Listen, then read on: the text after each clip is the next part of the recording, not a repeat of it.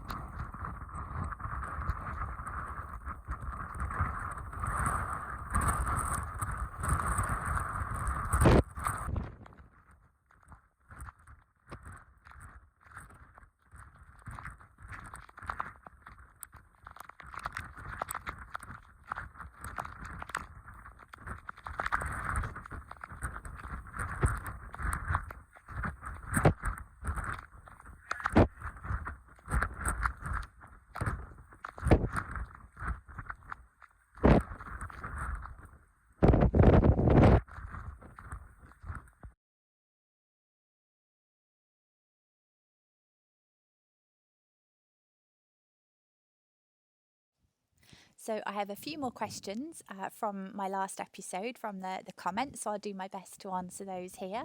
A few of the sheep wandering in and out of shot.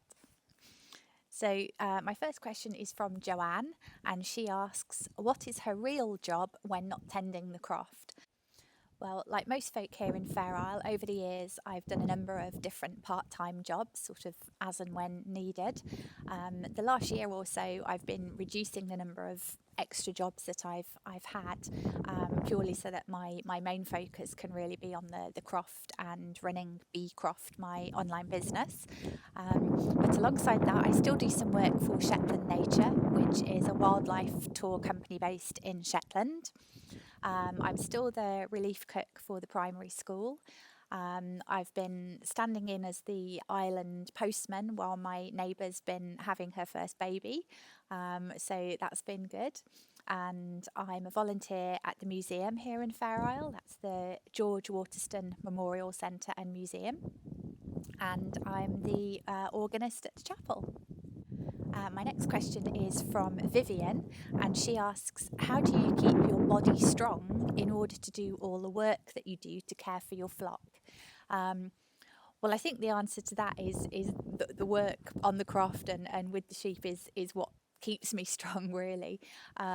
Certainly strength is a major factor in dealing with things here. We've got Violet coming to say hello, and Saucepan. You might remember them if you look at last, I think it would be April's video, April or May certainly. They were just tiny little lambs in that video. So yes, sorry, back to Vivian's question. Yes, so it's very much the work I do on the croft and with the sheep that does keep me physically fit and strong. Certainly things like shifting bags of feed. Generally they'll come on a pallet on the lorry and get sort of dumped off the back of the lorry at the edge of my property. Each bag of feed is, I think, 25 kilos. So then you've got to carry 40 sacks weighing 25 kilos each into my shed. So things like that keep me strong. Pushing bales of silage, you can just sort of see those in the background, try and point at them, the sort of the green bales of silage. Some of the heavier ones probably weigh more than I do.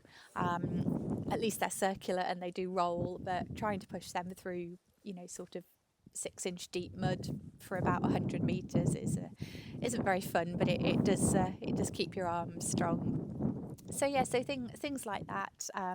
Also, okay, it's only 4 times a year, but when we car the hill sheep, so when we round them up and bring them down, we're probably covering over the hills maybe about 3 miles, 4 miles. Most of that unfortunately is running up hills, which I hate, but I guess that's my cardio work for the year. My next question is from Monica, and she has asked, how often do you get to the mainland, and is there a local place on the island that people hang out at and get together with, like a pub, restaurant or community centre? Really good question. So the first part of that, how often do you get to the mainland? Well, to us here in Fair Isle, mainland is Shetland. The main isle of Shetland, the biggest island, is called mainland. But then there is the mainland, which is Scotland, the UK. I don't get out to either very often, to be honest, and that's not just because of COVID. It's the expense of getting off Fair Isle, then you've got the expense of travelling south, especially if you're taking a vehicle with you. So it's a lot of money to go away. Also, if I'm away for, say, more than a day trip out to the dentist or something, I then have to pay someone to come and feed the animals and look after the croft for me. So probably pre-COVID, I maybe got off Isle twice a year. Once for, well, I say a holiday, but probably just down to Edinburgh or something like that. Not a exotic holiday anywhere. And then there might be the odd day trip out if I've had to take one of the dogs to the vets or go to the dentist or something like that.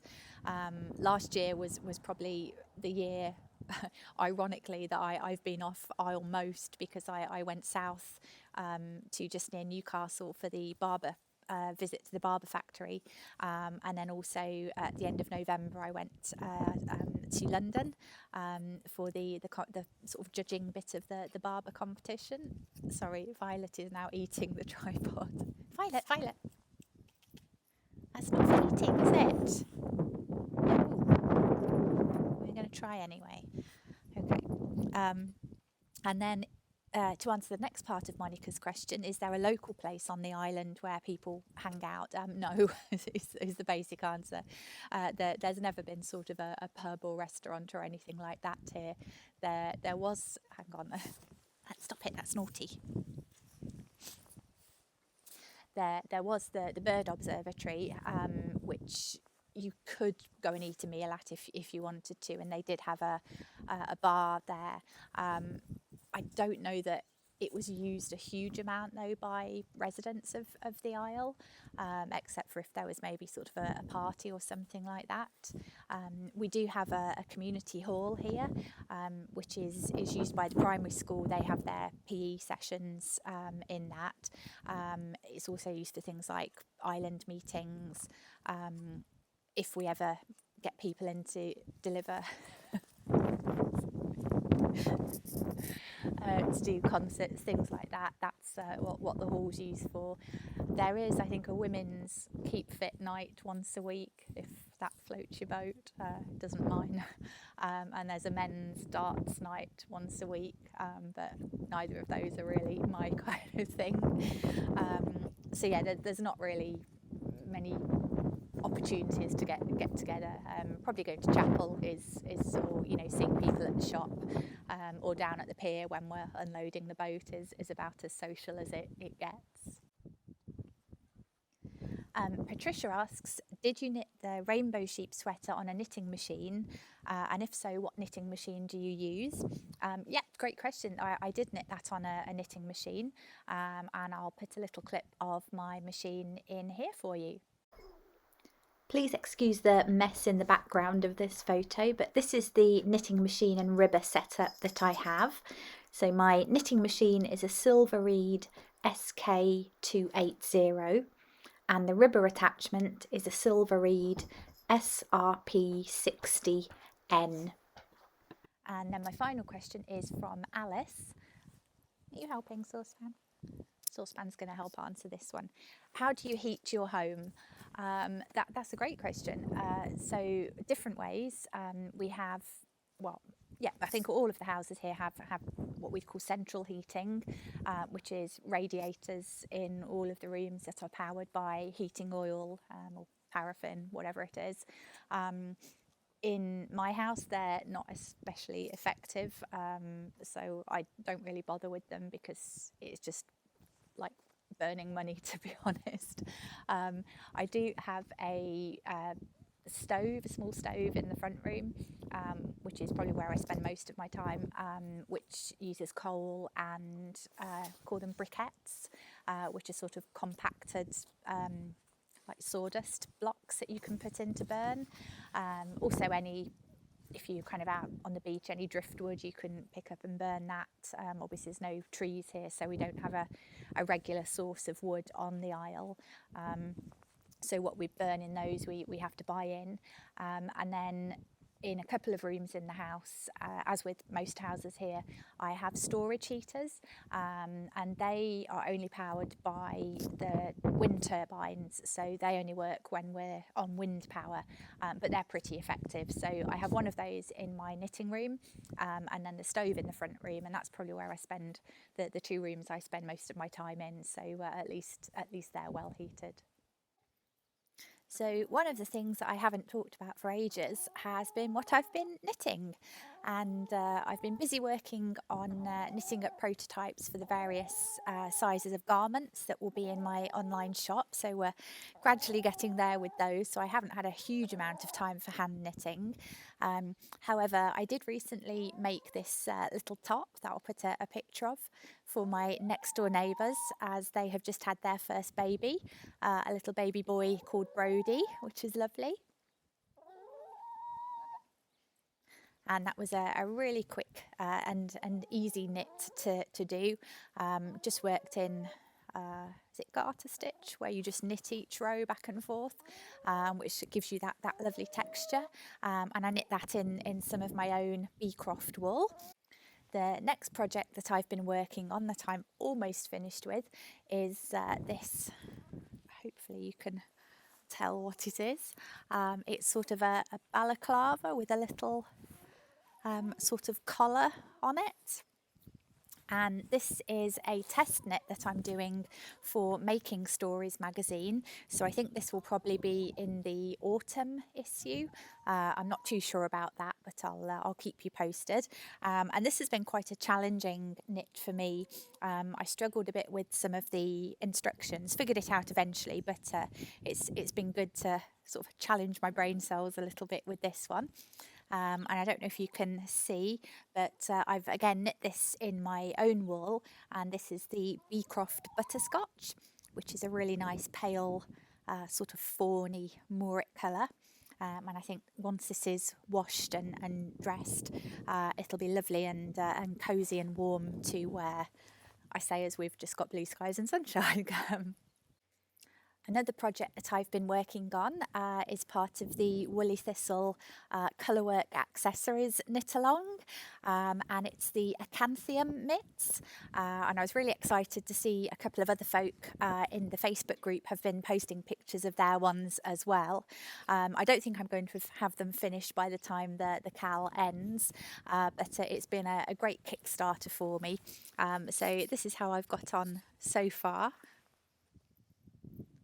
I've just got the little thumb bit, and believe it or not, I actually started that project, not the ones I'm knitting now, but a different pair. I think about 3, possibly even 4 years ago for a Woolly Thistle knit along, and I was very kind of new to hand knitting. Certainly colourwork, and my tension was completely wrong, and I think I got about probably not even halfway up the first mitt before realising that there's no way they would ever fit my hands. They would probably fit a 3-year-old's. So gave up on those, thinking, oh, I'll come back to them one day. Never did. So this was the perfect Kickstarter to cast on them again, and luckily they seem to fit now. A bit more experience behind me, and definitely tension swatch as well helped. And also, like I'm sure all of you that signed up for the colourwork accessories cal, I got my copy of the Balvenie bonnet, which I'm not knitting just yet, but I'm definitely going to, because it looks at a fantastic pattern. I have to excuse the quality of my printer, it's pretty rubbish, but how gorgeous is Corinne's daughter? Perfect model for all her future projects. I'm sure, like a lot of you, I absolutely loved the interview in the last episode of the Woolly Thistle podcast that Corinne did with Ronnie Junsen of Uredale Yarns. Wasn't that fantastic? I learnt so much. I don't know Ronnie personally, even though we're just a short hop away across the water from him, but really enjoy following his Instagram and social media posts, and he's certainly very involved with the sheep and yarn markets here in Shetland, and leading on from that into my final project that I have lined up. I actually bought this last year from Uredale as part of a kit, and it's for this lovely jumper called Ripples by Hilly Knits, and that's Hilly Vandersluis. Apologies for the pronunciation. And I'll put a better picture, but it uses some beautiful colours of the Uredale yarn, which I'm sure those of you who have been busy buying them from the Woolly Thistle now that they're in stock will be appreciating very soon as they reach you. Well, sadly the sun didn't last for too long before the rain came, but that's fair all for you. It always feels like 4 seasons in one day. Well, enjoy what's left of the colourwork cal. Happy knitting, and I'm really looking forward to being with you again next month. Bye bye.